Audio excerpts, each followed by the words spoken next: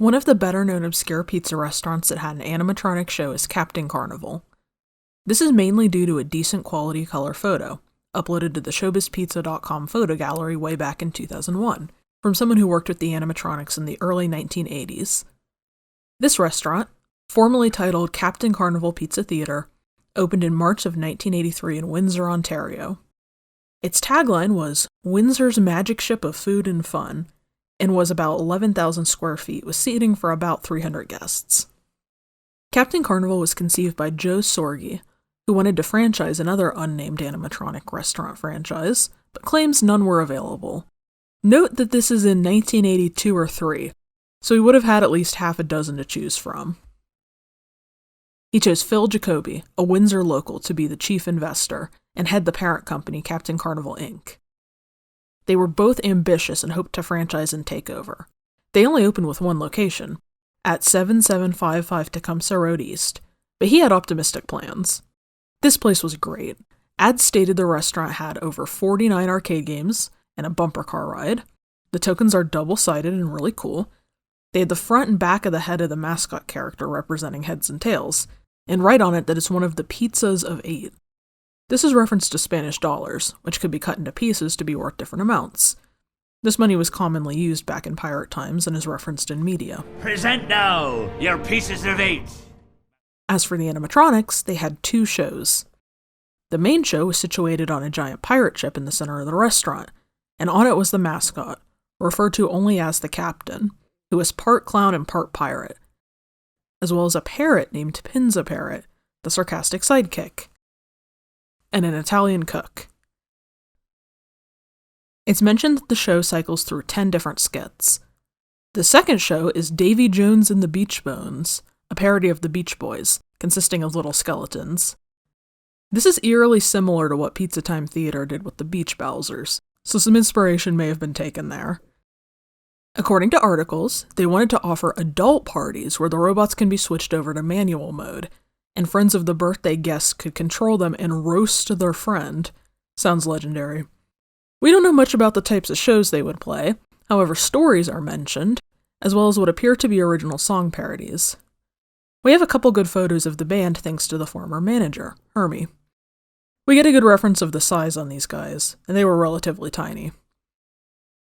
This second photo shows an employee with some sort of electronic box, which I believe is to manually control the characters when they are in live mode.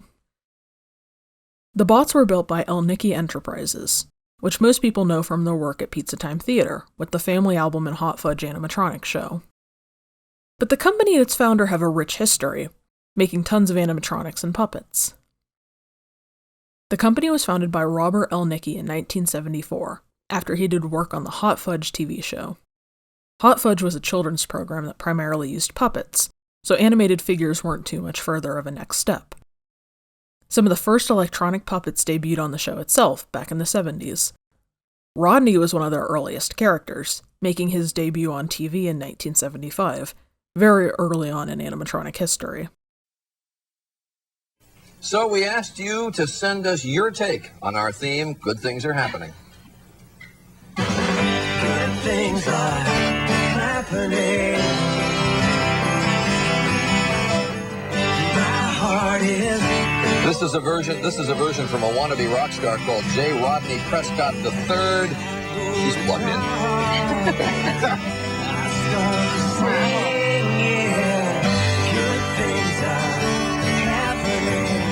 That version of Good Things Are Happening that we played was put together by a fellow named Robert Elnicky in Michigan, computer-driven. The company specialized in human animatronics, something not often seen in entertainment. They had a very distinct style, with large eyes and usually a happy expression. Many of these robotrons, as they were called, were interactive, with a manual person controlling it like a puppet, in the same way Captain Carnival sometimes did. We don't know a ton about their earlier, more unknown work, but according to former employees in Robert's family, many robots were created for various restaurants and venues. The main ones we know about are the Family Album and Hot Fudge, installed in Pizza Time Theater stores in the mid-80s, one of their early shows from 1980 called The Circuit Breakers, which Rodney was a part of, a few displays for special events, such as this Chevrolet Concierge, and of course, Captain Carnival. The Beach Bones in particular very much resemble the Elnicky style, with those big and somewhat uncanny smiles. So it's 1983 and the restaurant is booming. They have not one but 2 animatronic bands running in store, tons of birthdays are being booked, someone agrees to franchise at last, and a second location is opened. Earlier articles mentioned 2 franchise licenses selling in Massachusetts, and talks of opening 3 in Vancouver were underway, along with the parent company wanting to build 3 more. Only one of these is proven to have opened, the one in London, Ontario. Franchise licenses were only $25,000, but the restaurant itself surely was expensive to build. They had a strict guideline for franchising and didn't want to oversaturate, which was actually a good plan given what was happening over with Pizza Time. They wanted to only open in big cities and wanted to have 80 franchises sell within the next 5 years. That, well, didn't happen. It's also mentioned that Captain Carnival Inc. planned on opening a plant in Windsor to build the animatronics for the restaurants. This is written in the present tense and seems to be happening incredibly soon, 90 days from this article. They wanted to employ 10 people in the beginning, slowly growing to 60 staff members if it goes well. This is slightly insane. The only other companies with their own bespoke animatronic manufacturing plants were Chuck E. Cheese and Major Magics. And Major Magic was a fluke. Not even Showbiz Pizza owned Creative Engineering, who manufactured over 100 other shows. Did they plan to buy out Elnicky, expand the company and work with them, separate from them altogether and hire their own engineers? We never know what was planned and why they were so confident, since it ultimately never happened. But what a timeline that would be if Captain Carnival was a huge franchise and genuine competitor for the big guys. In 1983, they filmed a commercial for the place, with some local kids from Windsor.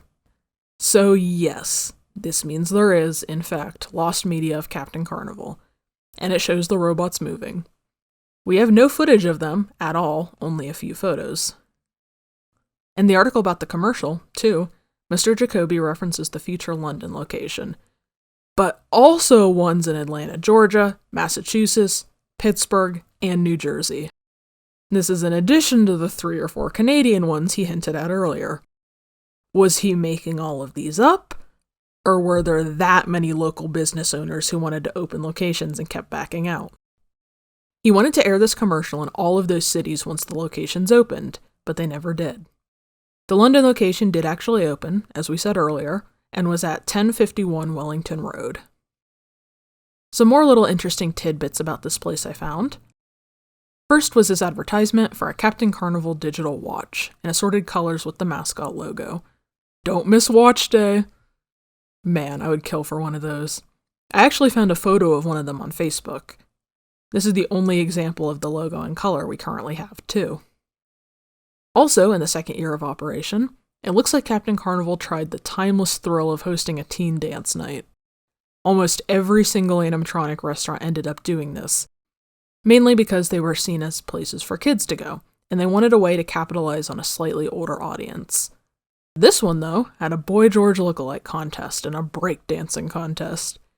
Sounds painfully 80s.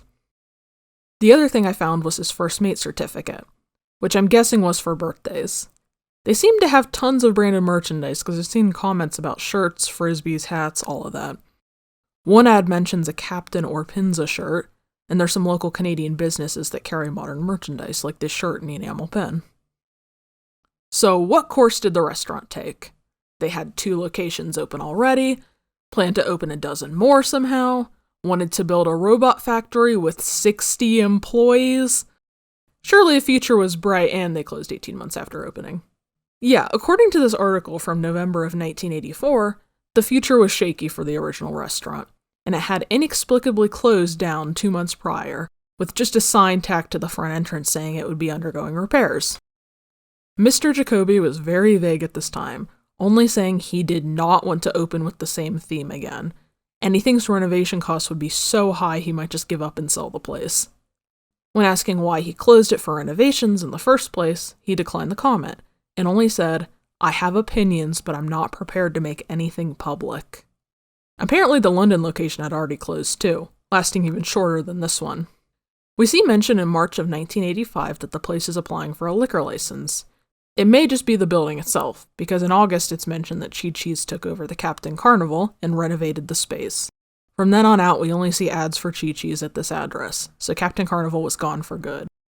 What caused this place to fail? A restaurant with plans to take over North America with endless franchises. Well, we can do a little bit of speculation. Besides the obvious, of the video game crash and changing public interest, we can look to some articles to get a brief idea of what may have been the issue. As mentioned before, it only cost $25,000 to get a franchise license, with you paying the rest to build the restaurant. But according to some later reports, you would be responsible for about $1.5 million to build the, quote, small-scale restaurant. I've seen before that around this time, Pizza Time Theater franchisees were paying slightly less, if not the same amount, to get a franchise together.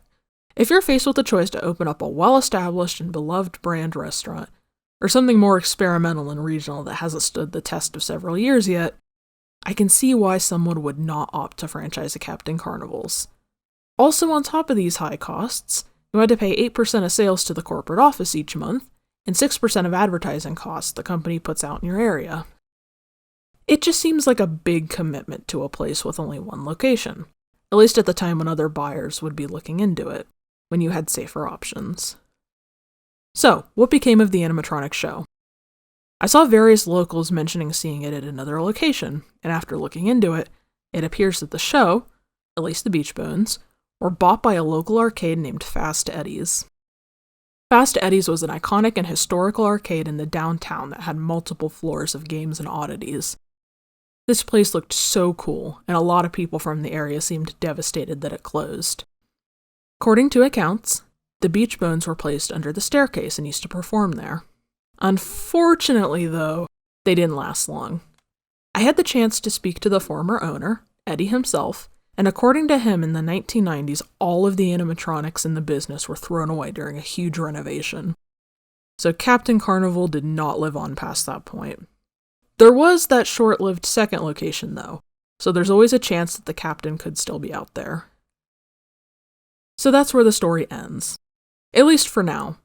While researching, I contacted a bunch of people, from the people who made the robots, to former employees and a manager, to even the people who starred in the commercial. Most people never respond when you reach out at random. That's typically how it goes. But if I do hear back and learn some new information, I'll make a follow-up and share my findings. Let us know what you think about this place. Did you ever go there? Do you think they could have franchised as much as Showbiz and Chuck E. Cheese, or were they doomed from the start? We'd love to hear what you think, and keep watching the channel for more deep dives on animatronic restaurants.